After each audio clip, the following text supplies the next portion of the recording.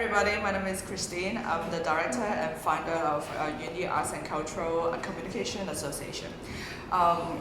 We founded our association about 3 years ago. Our goal is to bring in all sort of talents, art, musicians, and exhibition writers all over the world to collaborate with us with different projects to show Macau what is out there and what do we have in Macau.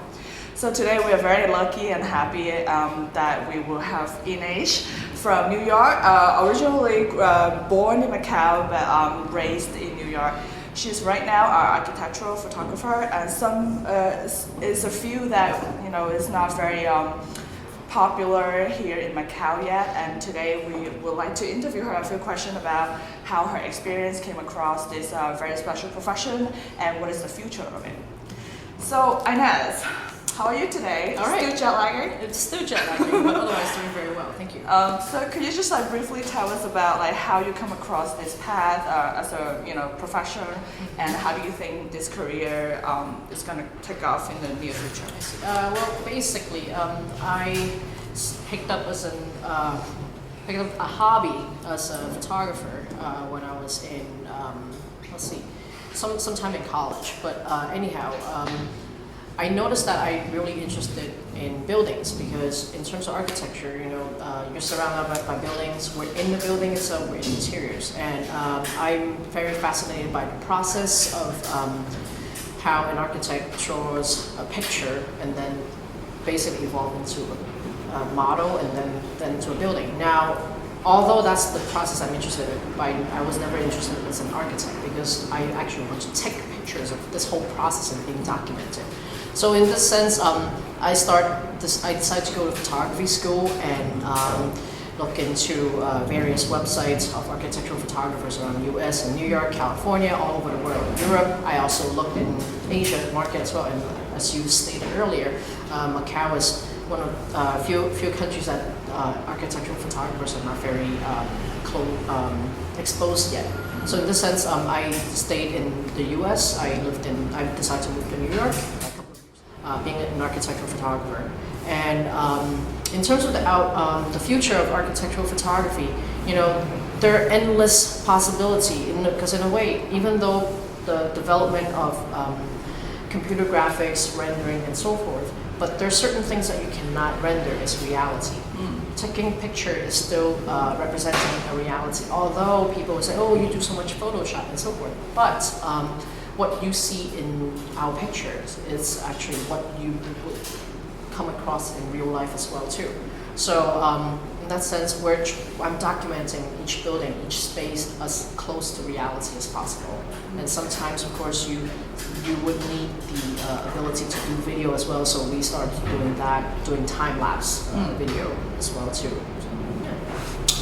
That's very interesting. And if you will, look around our exhibition today, all the works, most of them are very modern and contemporary. Some of them are commercial buildings, some of them are, very famous building actually here. But have you ever come across any heritage building? I'm sure there's, you go to Europe a lot, there's a lot of work over there. So there are, buildings still existing here for back in the 15th century, 16th century. Do you have any project or art-related project to shoot buildings of that sort? Unfortunately, we haven't come across anyone that is actually interested in our work to document restoration in terms of heritage and so forth. But there are a couple of projects in the exhibition that they were restoration in terms of they were built in the 50s and then they renovated again, or trying to restore its form. And so in that case, we were able to do. Because what happened was the photographers in the 50s photographed the building, and then we were able to photograph the exact same building as how it was before restoration, and then after the restoration as well too.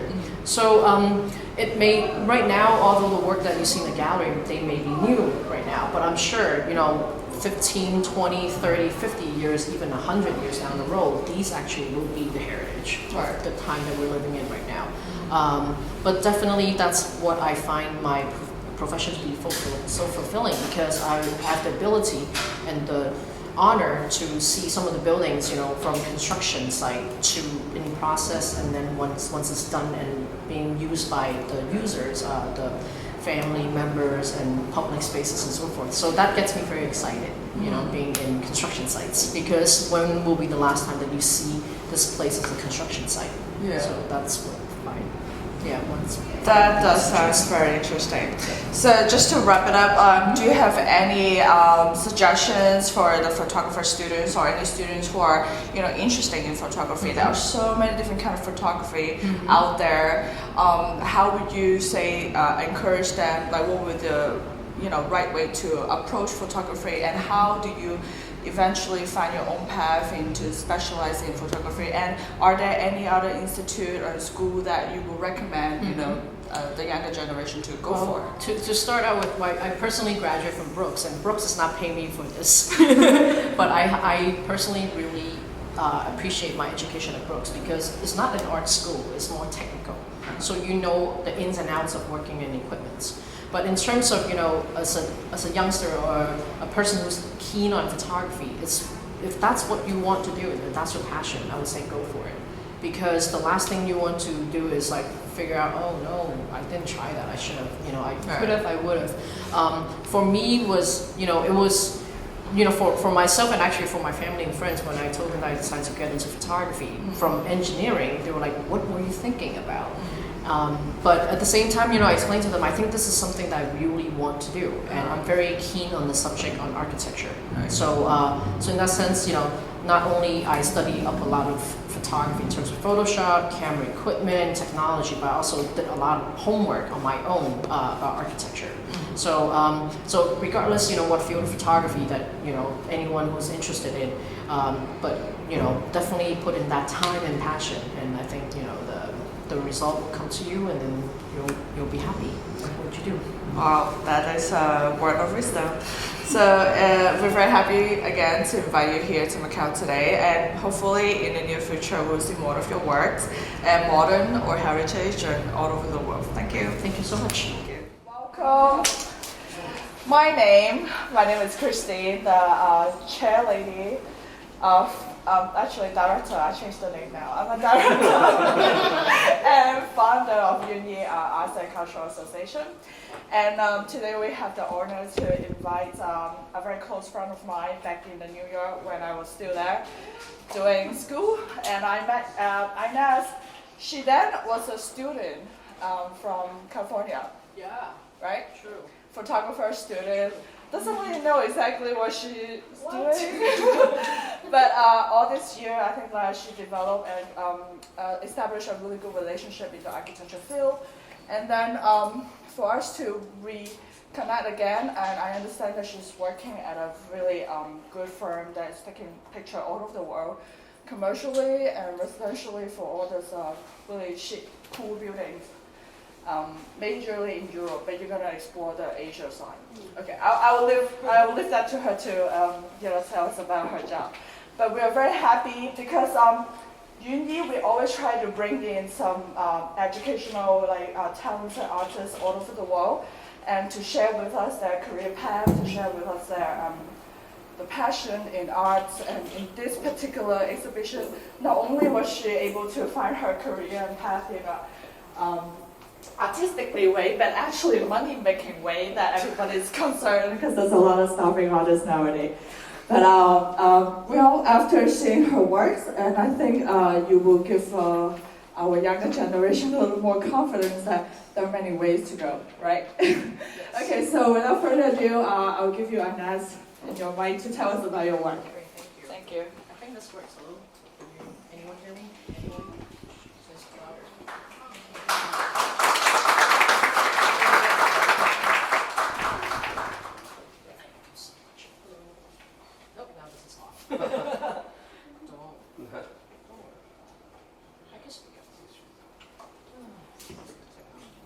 Perfect.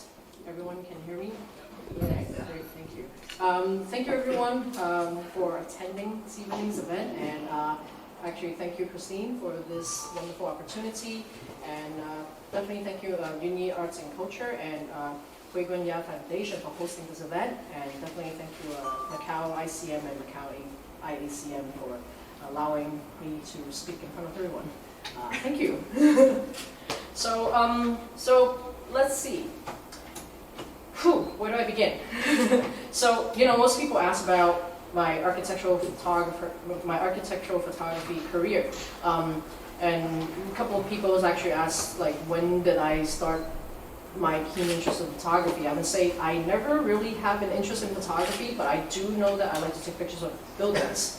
Now, and then at one point I decided to attend the school called Brooks Institute of Photography, and it's not an art school, because I definitely didn't want to choose an art school to go to, because to become a photographer, I realized that it requires a lot of technical knowledge. So I decided to go to Brooks, and then after Brooks, I decided to concentrate on architecture. And where else would you go for architectural photography?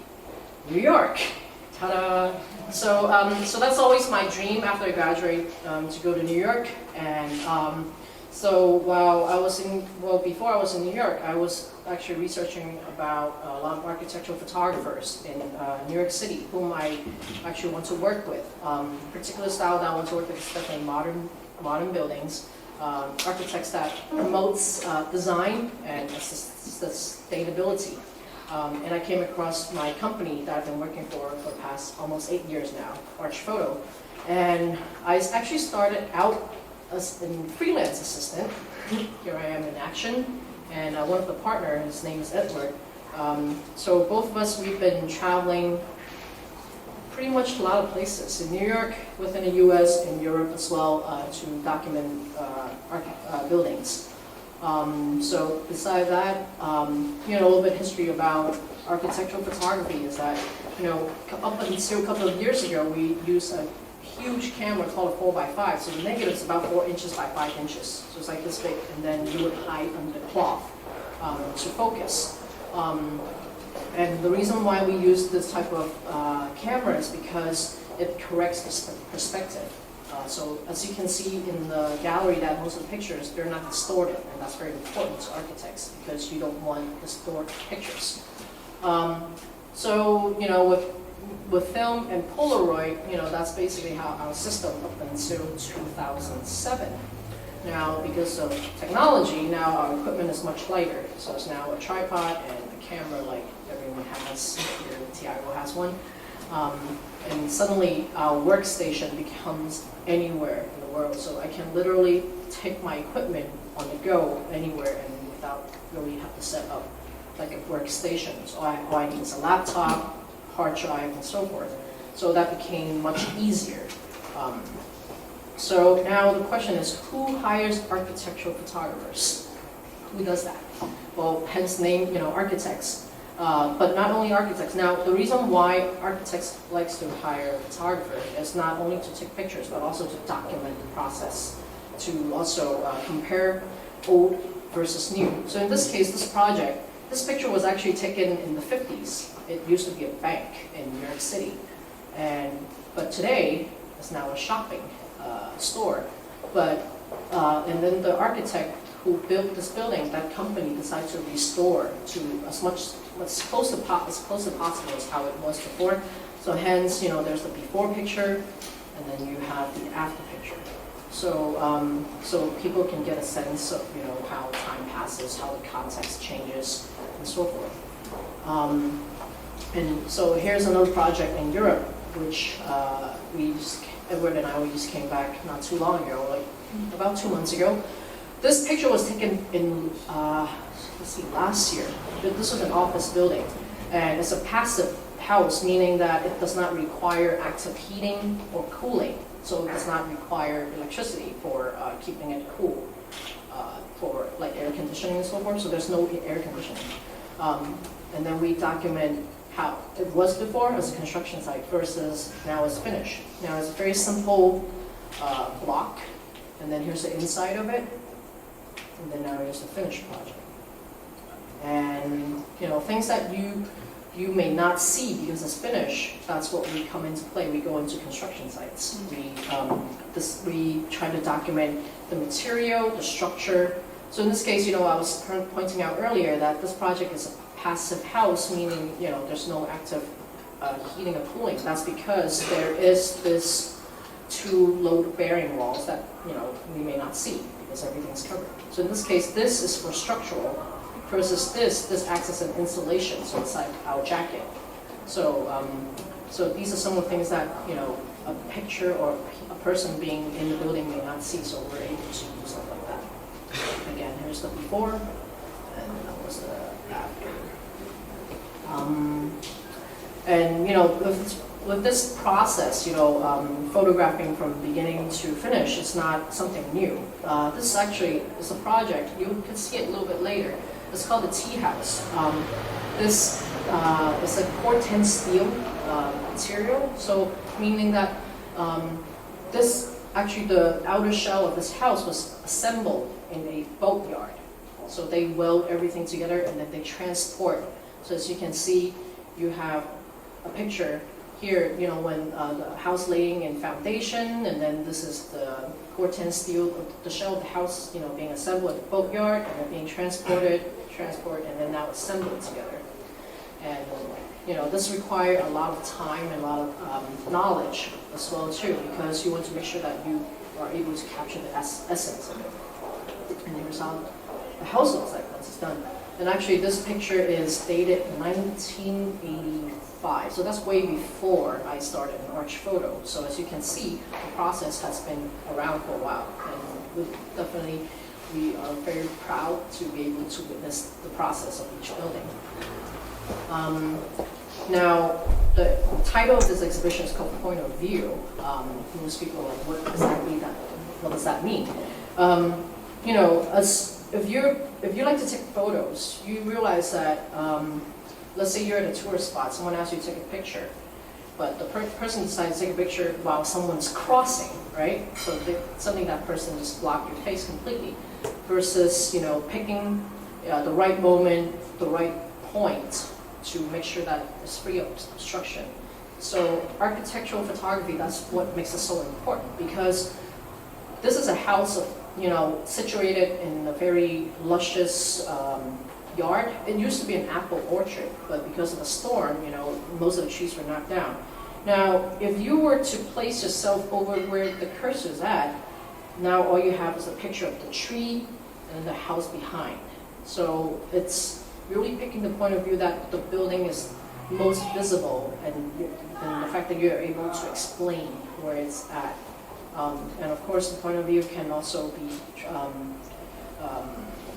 explained as getting closer. You get more details of the picture, and now before you're like, okay, this is a house in the backyard. Now getting closer, you realize that most of the living space is up on the first floor, and this is actually the ground floor where the yard, where you can have access to the yard. And again, this picture with that, it shows that okay, it's situated in a yard. And you can see that there is a wall that goes under the house. And again, much closer look of the, suddenly you discover that the house is sitting on stilts in a way, concrete stilts, and then you see brick. So you discover more material depending on where you stand and where you take the picture.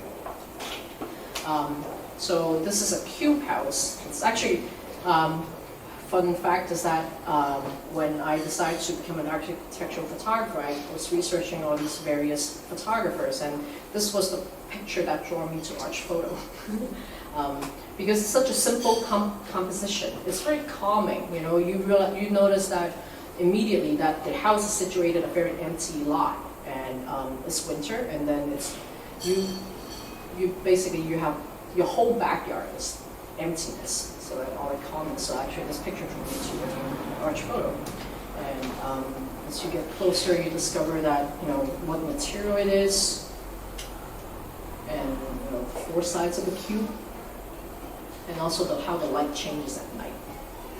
So that's also one thing that a photographer would document, how a building reacts to different lighting scenario, let it be nighttime or daytime. And to reinforce the point of view, this project, I was photographing this project for the lighting company. This is actually the 9/11 memorial. So you have the pool, there's a picture by the entrance, you can see the pool and the new tower. Now, the park is basically, there are all these light columns. Now, and of course, there are trees everywhere. Now, if you were to stand there, it's hard to separate the trees and the light columns. So that's when the whole point of view comes into play again. So in this particular picture, I pick a point of view that I can make sure I can see majority of the light columns, not obstructing the buildings, the context, the trees, and so forth. But able to explain this as a public space, the lights access, lighting up the area, and then people can enjoy the light even at dusk. So, and again, this will be a close-up of how the light column looks like. And this basically acts as a marker that this is at the reflecting pool in the memorial. And this project, again, it's explaining the context that, this being a boathouse, and so we want to explain that, okay, you want to include the boats, water, basically any clue that allows the viewer to understand more about the project, about its context, about its scales, and so forth. And it's a close-up of it, of the boathouse with the yachts. And now getting closer again, you realize there's not only a glass box, but also there's concrete, organic pattern. And depending on where the light hits, it really reflects. You can see through all the material. And as you get closer, you get a sense of, what kind of material it is. So it's glass and there's pattern to it. And then depending on, sorry.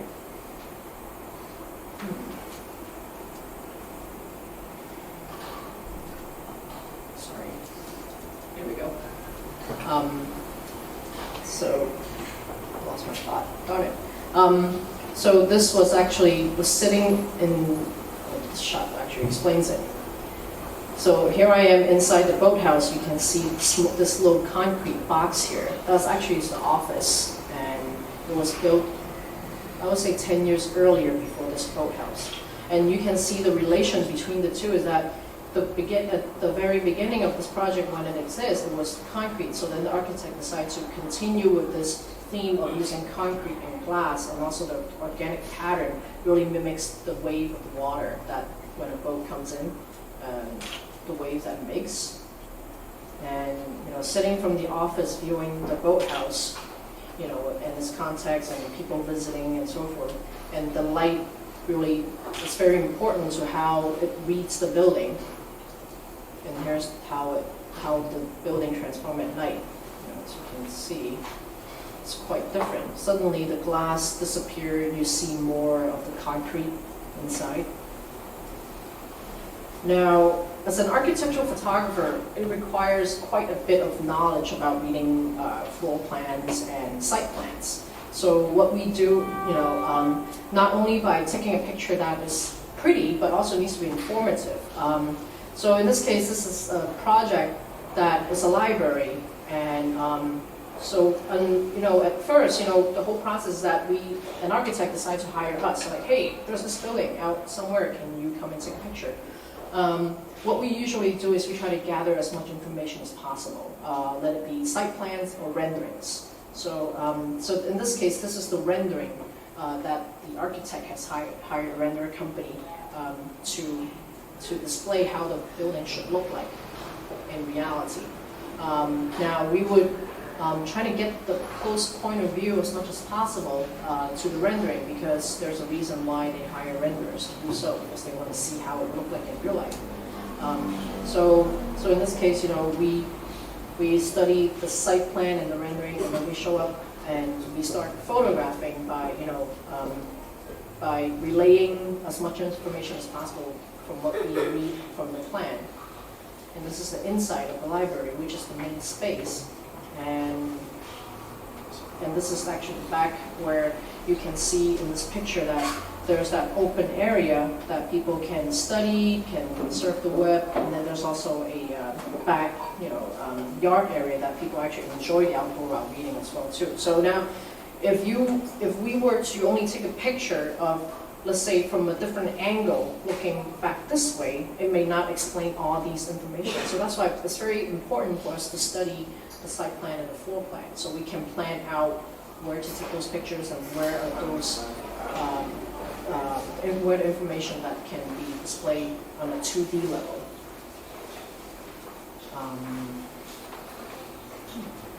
So this is the upstairs, in that glass.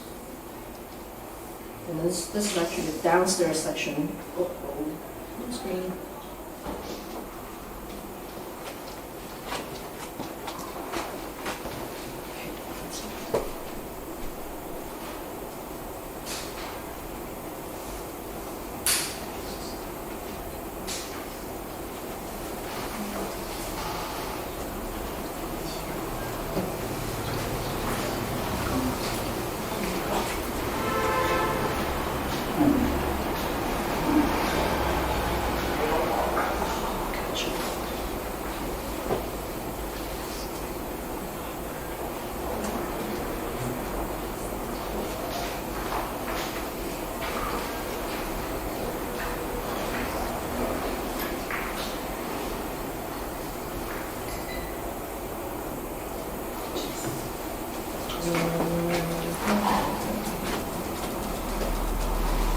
Fast forwarding.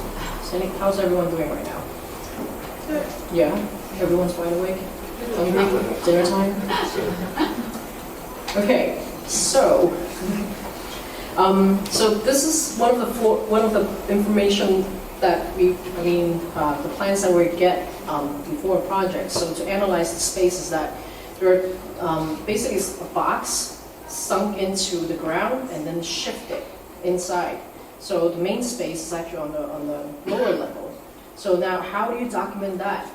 How do you document a space that is cross-section? So what we do is try to mimic that as close as possible as a section picture. So in this case, there are actually 3 pictures stitched together. Because as many of you who take pictures would realize that there's no wide angle that is wide enough. So what do? We cheat. Just kidding. So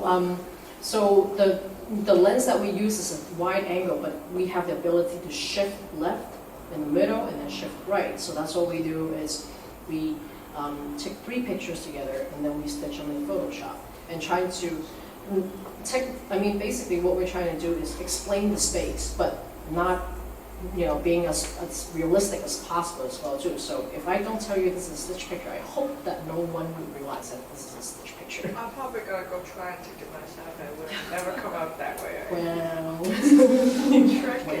You should put it at the bottom saying Photoshop.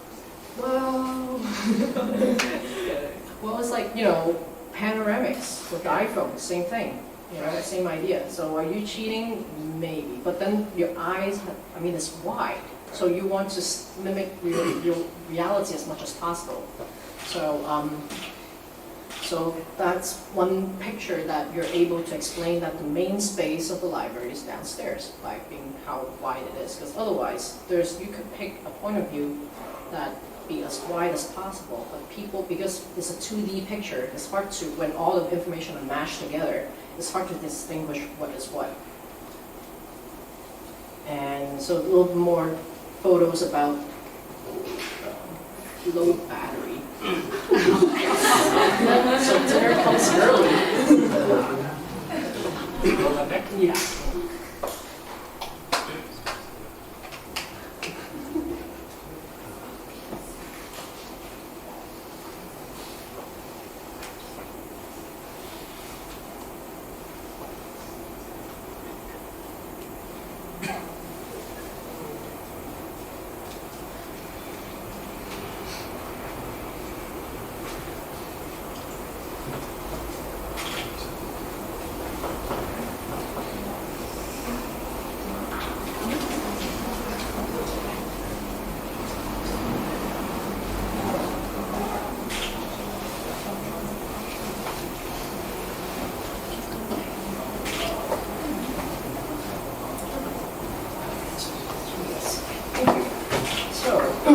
So here's more detailed about how the stair access the main space.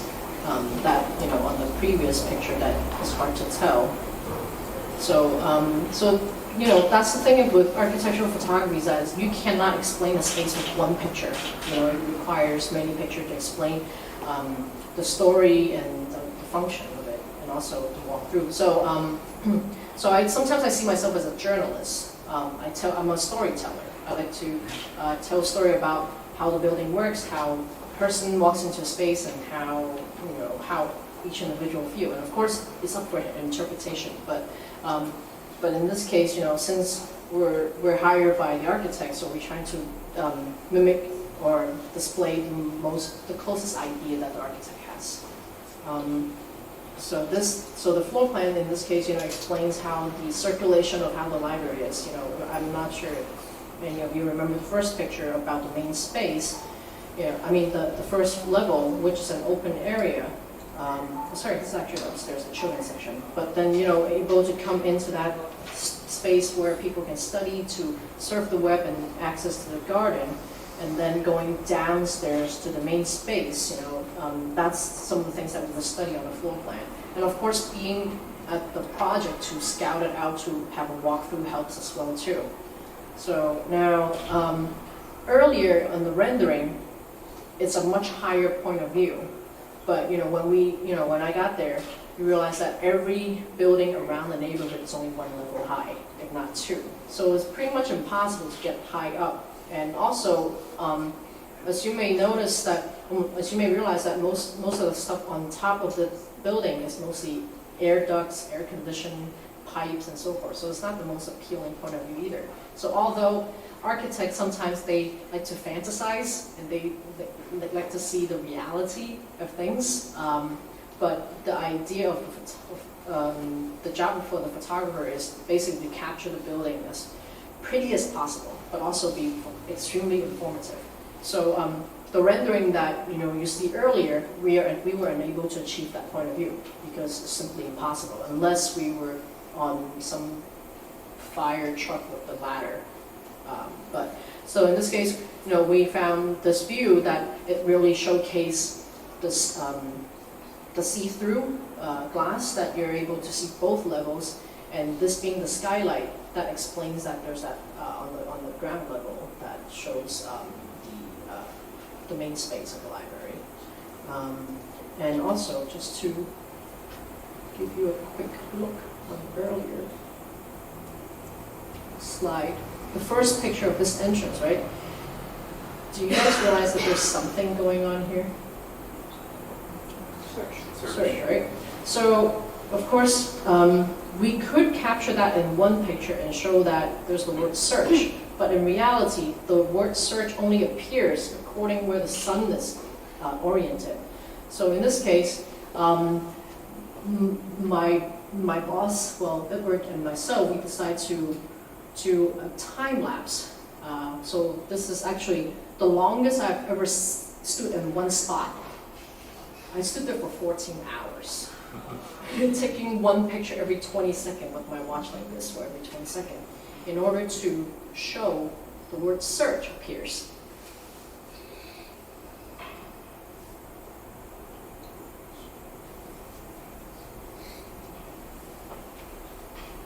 And I think there are a total of about 3,000 pictures. So I condensed it to 30 frames per second.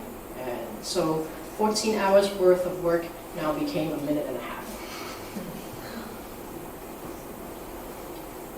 And that also, doing this experiment, you're able to show that the patron moving in and out of the library that is functioning. And you can also see how the building is different depending on the lighting scenario. And every element of the building really shows up. That's something you see: the mullions, the glass, and how it reacts to the light. You see the shadow creeping in.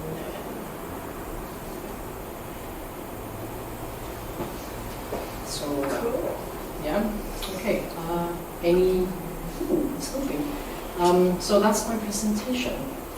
Just Any one questions? question. Yeah. Like your picture, your video, like, so I guess you're commissioned by the architect Yep. so that this particular gigs will be served as the documentary purpose? Correct. Yeah. So in this case, the video that we were able to produce, they were allowed. They have the basically the information to pitch to another client that there's an idea behind it. Yeah. So it could be the client wants something that's related to the skylight that wants to feature a certain part inside the interior. So then, the architect may have an idea about, okay, we can do a skylight depending on where the sun locates at. We can, there's actually a project on the other side of the column that when the sun is perpendicular to the building, you suddenly see all these yellow glass that, the pattern on the floor. So suddenly the whole path is lit up in yellow, like golden color. And that's one of the architect's scheme about that building. And of course, it only happens once a day when it's completely, parallel, when the sun is perpendicular to the building. So that's basically, so information like this, that's basically what makes the photo. And so without all this information from the architects, there's no way as a photographer would be able to capture that. Because those are small little details that an architect would think about. That there's that little feature in each project. So in this case of the library, the feature is that the word search shows up, and then it really relates to the whole library searching for books to explore knowledge and all that stuff. That's basically it. Any questions, concerns? Who are those people that were walking extremely slow? Extremely slow. That's actually the team from the architect's office, because there were so many people. As you can see, because I was photographing every 20 seconds, so the person would not take 20 seconds to walk across. So now, how do we show that? Okay, there are actually people walking in, not people just disappearing. So I asked 3 of them to okay, walk as slow as possible. They're like, what do you mean? Like, okay, I'll click. So when every 20 seconds when I click, you move small little movement. So they were, yeah, sure. So they were there for like a good hour just walking into the library. they kept me company, and I had to keep coaching them. You're doing fantastic, and I'm telling them I have to tell them the guy, he was so great. You cannot tell that he's fake walking, versus when you're a little bit more conscious about walking, you start being all robotic and stuff. So it's quite fascinating, seeing that. And of course there might be some people that sat there the whole time and you try not to get them to move. Or you can't tell them. That's the only way that you could, show that there are people walking into the library, not by like jumping everywhere, like jumping beans. But I think with this, this example really emphasize on not only the point of view, but that's the complete topic itself is the lighting scenario. The lighting situation is also very important. What element that shows that illuminates, by the sun. So yeah, we can play this all night. Yes. When you photograph people, maybe take pictures from a building and there are people passing around and they are part of the photography. No. Do you never happen? No. In public space, like do you ask for permissions after or before? Well, in this sense, because we're not in advertising for purposes. So sometimes, if the architects want people in there, so we would ask, like for instance, I wish there was more examples. We were photographing this hospital, and it's a humongous hospital. And then they said they want to fill people in the atrium level. So what we end up doing most of the time is that we try to get people from the architect's office to come and help. the assistant, the photographer will sometimes need to be in the picture and will bring multiple jackets. So in this case, it's a little bit easy for me to recognize me because I have shorter hair. There's no way I can change my hairstyle. But then, women with, yes, exactly, that would be awesome.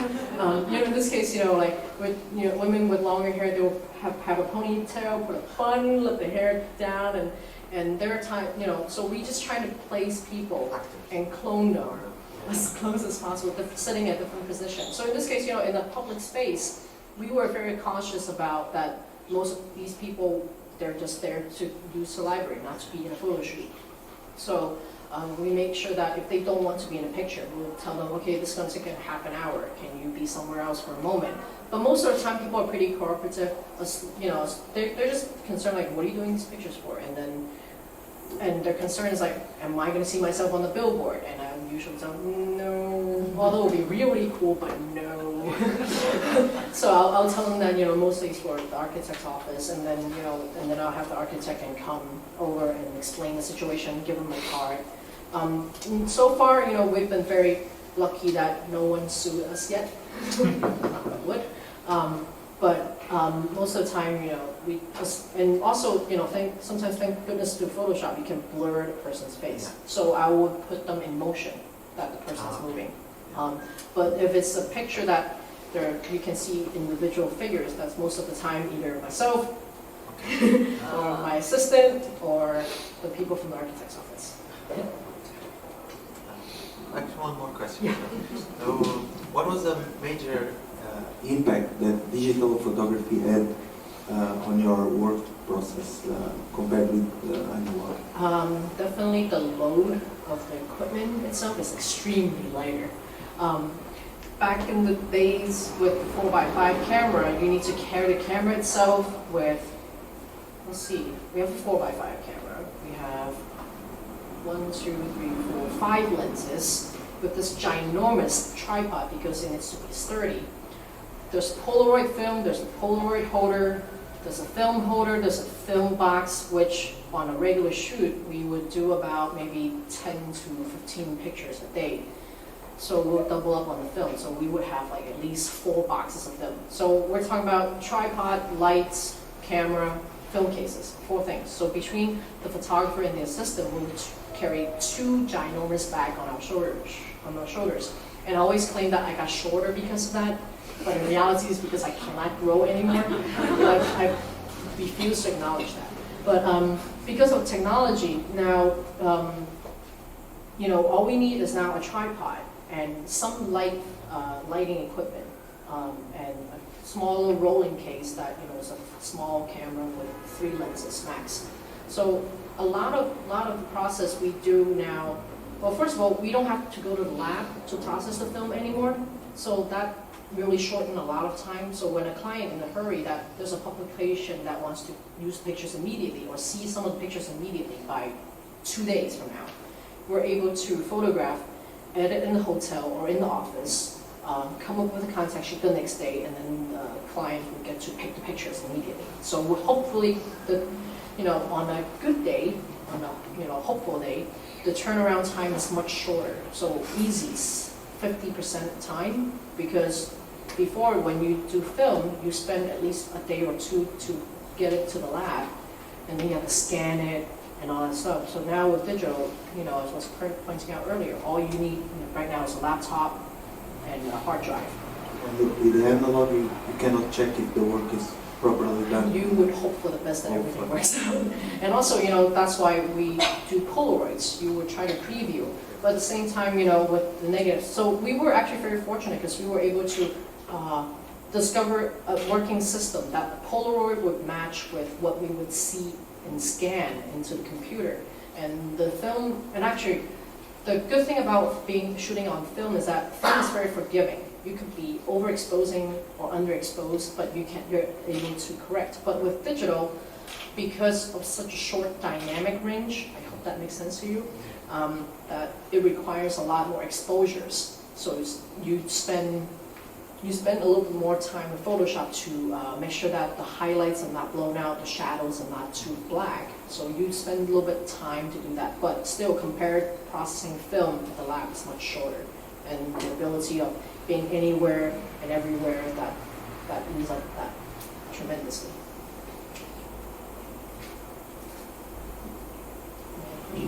Yeah, one question. You mentioned that when you introduced digital cameras, you didn't have to deal with that distortion. So my understanding is that the distortion also comes from the lenses. Correct.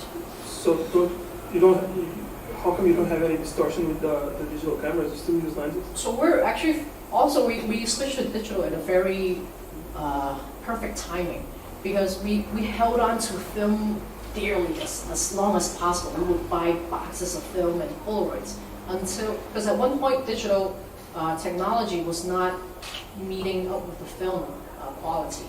And also, as you mentioned before, lenses, there are a lot of lenses that distort the picture. But as time goes by, they release more lenses that correct the perspective. So we use a perspective correction lens, a PC lens. So all the pictures that you see there, we try to correct the perspective as much as possible on the spot. But sometimes you see, the barrel cushion or pin cushion. In that case, it's just minor adjustments, so we would fix those minor adjustments in Photoshop. But we take pride in that. We do as little Photoshop as possible, because the whole idea is that the picture needs our motto in Arch Photo is that we need to make sure that the picture looks realistic, not like a rendering, not HDR, doesn't look fake. And how basically if you go to any of these buildings, I would hope that that's the same vision or same quality that you see, that is not overly corrected. So I was going to ask, you don't use HDR? No. Actually, at the very beginning when we switched to digital, I was very nervous. I was extremely nervous because you took one picture, suddenly the sky is completely white and everything else perfectly lit. And then I looked at the picture and versus a negative, like how am I going to fix this? So we tried so I did a couple of tests, with various HDR softwares and versus I would do it manually in Photoshop. So I take great pride that I'm able to do the pictures that you see. I manually do them in Photoshop to get them as natural as possible, not HDR, because as you know, HDR, when the sky is deep blue, everything looks perfectly lit. It just looks very fake. So that's what we're trying to gear toward, is that trying to look as realistic as possible. I'm sorry to take all the questions, but I also noticed some of the photographs here have long exposure. Yes. Mostly for the night photos. Why is that? Why is that? You want to make it look as realistic as possible. Well, basically, at night, unfortunately, you do need a longer exposure. So unless the car stands still, which is hard to get, that's common. That's common in film, that's common in digital as well too, because that's just the nature of getting a proper exposure. So I don't draw this stuff, in case you're wondering.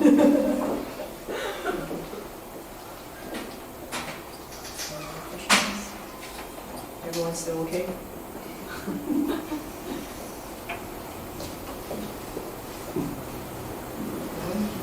Thank you, Ines. Thank you.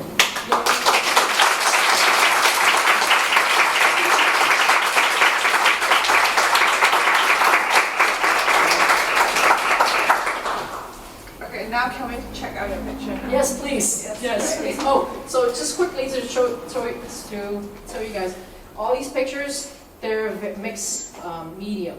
They're film and they're digital. And on the lower right, we write down the year that was taken.